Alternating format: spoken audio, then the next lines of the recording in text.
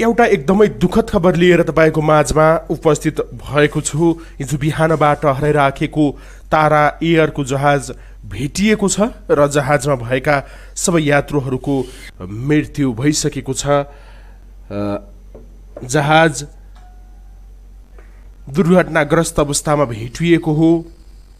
मुस्ताङको खसाङ गाउँपालिका माथिको मौरीकोटको पारिपट्टि हुम भन्ने गाउँ नजिकै हिमतालको खोजमा जलेर बचेका केही विमानका टुक्राहरू र यात्रुको शव यत्र तत्र छरिएको अवस्थामा भेटिएको छ।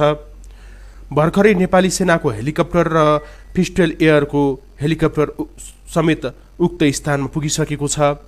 उक्त क्षेत्रमा खसाङ गाउँपालिका मौरीकोट पारिपट्टि हुम भन्ने स्थानमा यार्सा गुम्बा टिप्न पुगेका व्यक्तिहरूले उक्त विमान फेला पारेका थिए र त्यो खबर जानकारी पाउँदा बित्तिकै नेपाली सेनाको हेलिकप्टर र फिस्टेलियरको हेलिकप्टर त्यस क्षेत्रमा पुगेको हो। स्थानीयहरू जो यार्सा टिप्नको लागि मुस्ताङको खसाङ गाउँपालिका मौरीकोटको पारिपट्टि हुम भन्ने स्थानमा पुगेका थिए, उनीहरूले विमान दुर्घटनाग्रस्त अवस्थामा फेला पारेका थिए। कास्कीको पोखराबाट हिजो बिहान 9:55 जोमसुमका लागि उडेको तारा एयरको विमान सम्पर्कविहीन भएको थियो। 10:20 अवतरण हुनुपर्ने अल्फाईको ट्याङ्गो कलस्वाइन भएको जहाज सम्पर्कविहीन भएको थियो।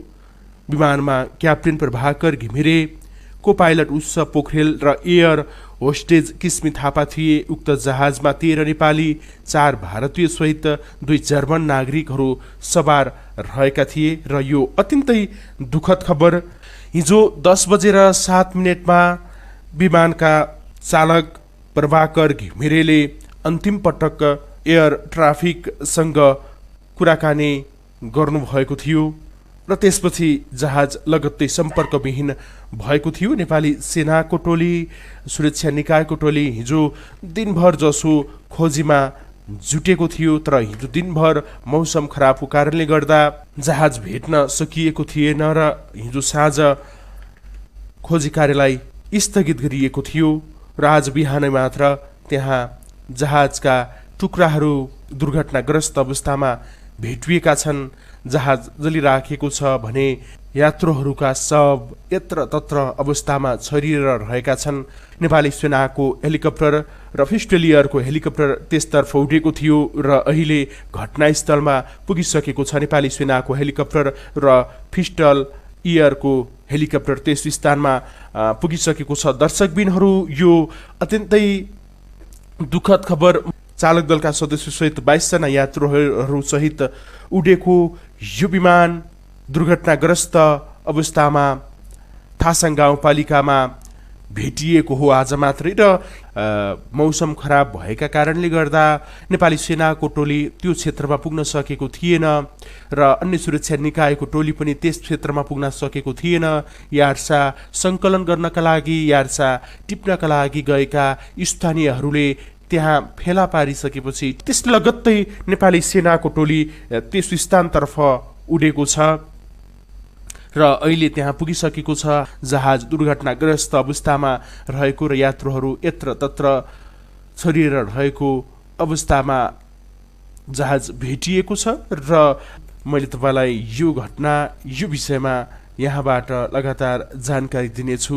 उक्त टोलीसँग पनि यहाँबाट कुराकानी गर्ने प्रयास गरिराखेका छौँ र पक्कै पनि त्यहाँको अवस्था अहिले कस्तो छ, सबैको चासोको विषय बनेको छ। हिजो बिहानदेखि सम्पर्कविहीन भएको तारा एयरको विमान आज मात्र भेटिएको हो बिहान। उनका अनुसार मुस्ताङको थासाङ गाउँपालिका 2 को माथि मौरीकोटको पारिपट्टि हुम भन्ने गाउँ नजिकै हिमालको खोजमा जलेर बचेका केही विमानका टुक्राहरू र यात्रुहरूका शव यत्र तत्र छरिएको अवस्थामा त्यहाँ भेटिएको छ। दर्शकबिनहरू, नेपालको आकाश असुरक्षित छ भन्ने गरिन्छ, त्यसमा पनि खराब मौसम। हिजो गण्डकी प्रदेशमा निकै नै खराब मौसम थियो। त्यहाँ नेपाली सेनाको हेलिकप्टर पनि दुर्घटनाग्रस्त स्थानसम्म पुग्न सकिराखेको थिएन। खराब मौसममा विमान उडाउनु नै दुर्घटनाको कारण हुन सक्छ भनेर आशंकाहरू गरिएको छ। तर यद्यपि आधिकारिक निकायबाट यसको पुष्टि चाहिँ भइसकेको छैन। विमान चाहिँ दुर्घटनाग्रस्त अवस्थामा भेटिएको छ। विमानमा सवार सबैजनाको मृत्यु भइसकेको छ र यो दुःखद खबर मैले तपाईँलाई यहाँबाट भनिराख्नु परेको छ। दर्शकबिनहरू, जहाजमा 22 जना चालक दलका 3 जना सदस्यहरू सहित 22 जना यात्रुहरू रहेका थिए र 22 जना सवार उक्त जहाज दुर्घटनाग्रस्त अवस्थामा भेटिएको हो। बेला बेला नेपालमा यस्ता किसिमका दुर्घटनाहरू हुने गरेका छन् र यसले सम्पूर्ण नेपालीहरूलाई दुखी तुल्याउँछ।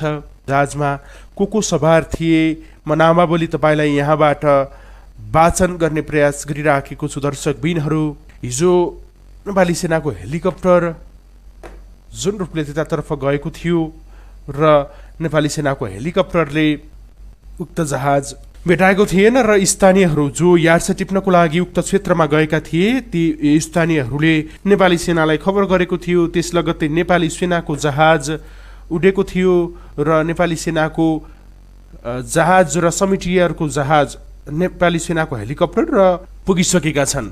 पक्कै पनि जहाजमा को सवार थिए भन्ने कुराको पनि मैले तपाईँलाई जानकारी दिनेछु। जहाज दुर्घटना हुनु अघि के कस्तो भएको थियो, जहाजका पाइलटले अन्तिम पटकको कुराकानीमा के भनेका थिए भन्ने जस्ता कुराहरूको विषयमा मैले तपाईँलाई यहाँबाट जानकारी दिने प्रयास गरेको छु। र तारा एयरको 9NAET जहाज हो दुर्घटनाग्रस्त जहाज। जहाजमा 22 जना सवार थिए र सबैको निधन भएको भनेर नेपाली सेनाले पुष्टि गरिसकेको छ। सम्भवतः केही छिटो दुर्घटनास्थलमा नेपाली सेना लगायत उद्धारको टिम पुग्न सकेको भए केही यात्रुहरूलाई सकुशल उद्धार गर्न सकिन्थ्यो होला। तर जहाज दुर्घटना भएको झन्डै 20-21 घण्टापछि मात्रै जहाज भेटिएको हो र यो अवस्थामा कसैलाई पनि उद्धार गर्न सकिएको छैन। सबैको लास मात्र भेटिएको छ, सब मात्र भेटिएको छ। हामीलाई त्यो जानकारी प्राप्त गरेका छौँ र जहाजमा को सवार थिए भनेर मैले तपाईँलाई जानकारी दिन गइराखेको छु। दर्शकहरू, चालक दलमा क्याप्टेन प्रभाकर घिमिरे, उत्सव पोखरेल तथा एयर होस्टेज किस्मी थापा।